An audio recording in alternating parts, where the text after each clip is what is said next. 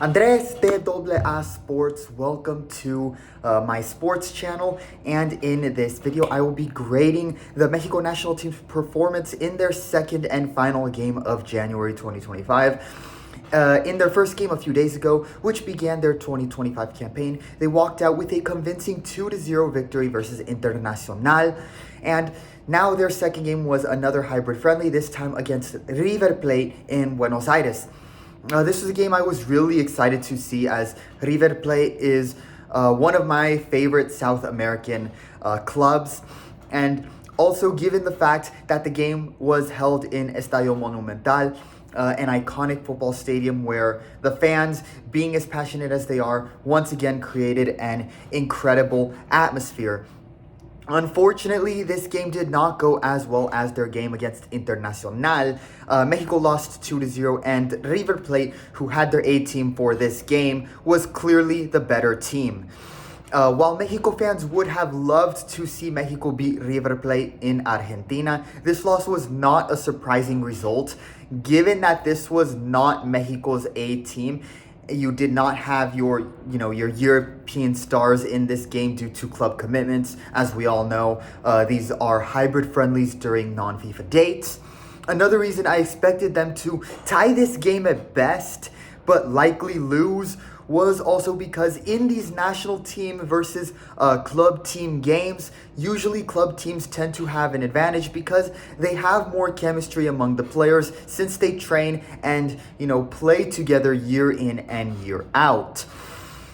So meanwhile, for the Mexico national team, Javier Aguirre only had a week to train with the players called up at best.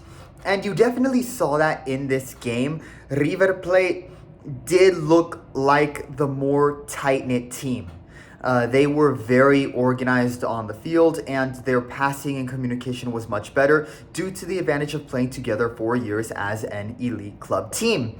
Meanwhile, the lack of chemistry on the Mexican side was very visible. Their passing and communication was very poor, especially in the midfield. And the midfield got completely bodied in this game.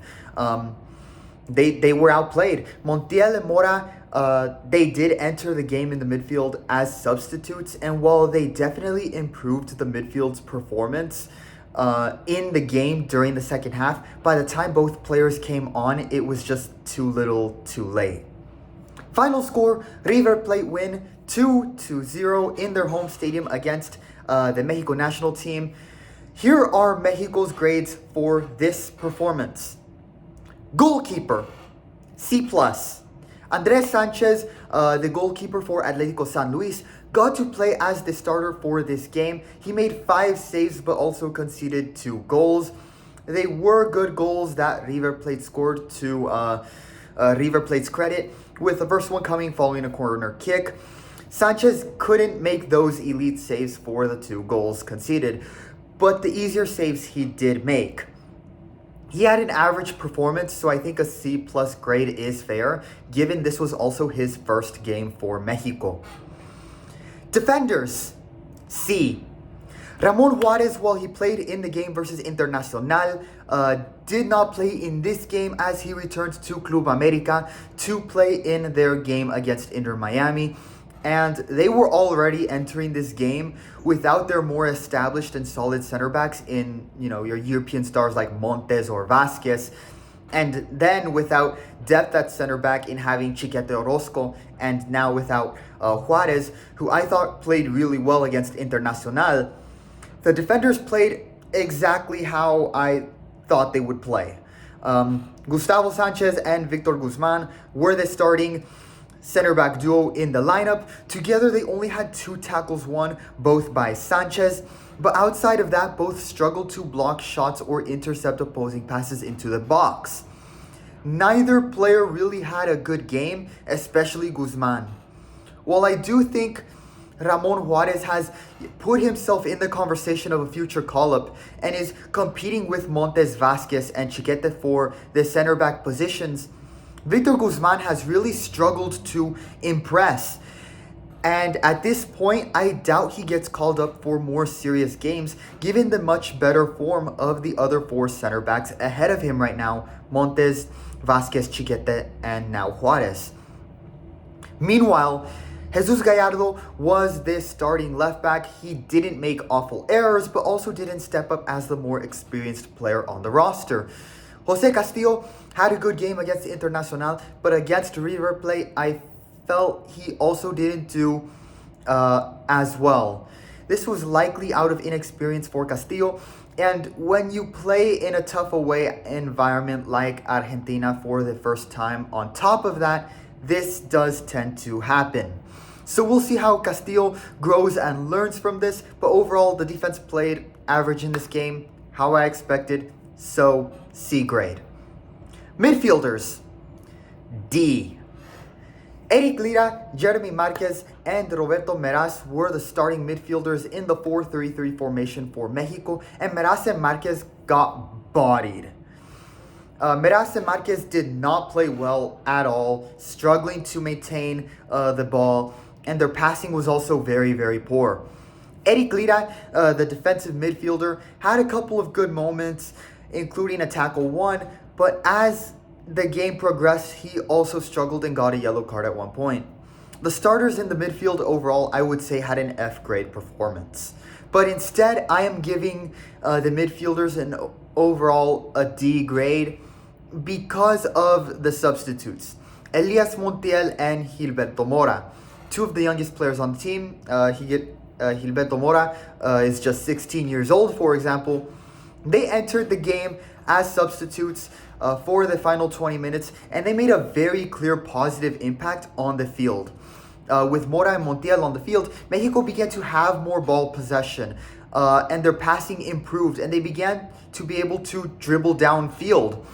At one point, even getting 4 straight corner kicks, and at least having a chance to score. The momentum shifted in a positive direction. Even the commentators in the Spanish broadcast on Univision Televisa noticed it and said, like, yeah, the two teenagers are playing better than the two starters they replaced.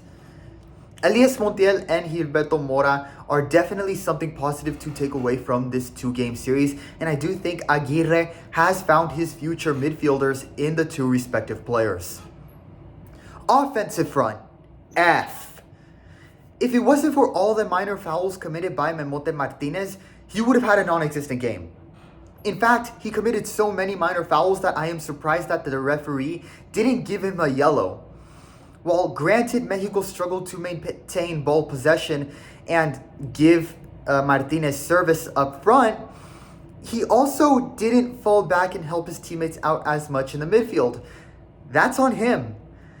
He was one of the worst players on the field, and at this point, especially given Santi and Raul's strong form in Europe, and even Henry Martin playing better, it is very clear that Guillermo Martinez is not a long-term solution.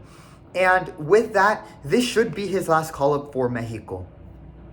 Fulgencio also had a non-existent performance, just without all the minor fouls committed like Martinez. If this was a game during the FIFA calendar, 100% Fulgencio would not be called up either. Efrain Alvarez, he had a good game against Internacional, but like others on the team, struggled in this game against River Plate.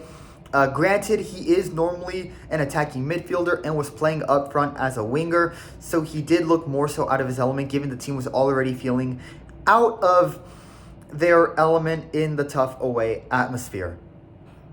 Head coach, C. Javier Aguirre did the best he could with the roster. He certainly would not call up for a serious tournament. I do like that he gave almost all the players a chance and really did say to them, show me the skills you have by doing so to these players. The only player that did not get any playing time was the third goalkeeper in Fernando Tapia. I do like that he gave just about everyone a fair chance and playing time and experimented when you have a roster like this. While the last coaches Tata Martino, Diego Coca, Lozano were reluctant to adjust and made awful lineup and roster decisions on top of their inability to adapt. Again, it's a nice change to see that in the coaching with Javier Aguirre.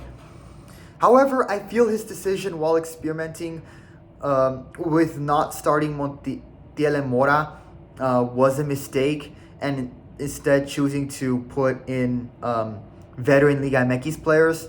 I do think that was a mistake.